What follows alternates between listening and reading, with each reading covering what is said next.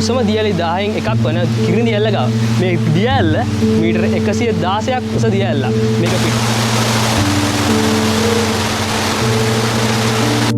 පිහිටලා තින්නේ සබරගමු පළාතේ රත්නපුර දිස්ත්‍රික්කයේ පැල්මඩුල්ල නගරයේ ආශ්‍රිතව. කිරිඳි ඔය හරහා ලංකාවේ ප්‍රධානම ගංගාවක් වන කළු ගඟට එකතු වෙනවා. ඔතනම ආවේනික වුණු විවිධ වර්ගයේ සත්ව කොටස් වගේම ශාක අපිට දැක ගන්න පුළුවන්. උදාහරණයක් විදිහට විවිධ වර්ගයේ වඳුරු මේ ආශ්‍රිතව සැරිසරනවා. ඒ වගේම තමයි ශ්‍රී ලංකාවටම ආවේනික කැලෑ මොණරු මේ පරිසරයේ ඉන්නවා. ලස්සන හරිත වර්ණ කිරිඳි ඇල්ල ආශ්‍රිතව පිටි පරිසරය බලන්න ඔයාලත් පැල්මඩුල්ල නගරයේ පිටි මේ කිරිඳි ඇල්ල බලන්න එන්න.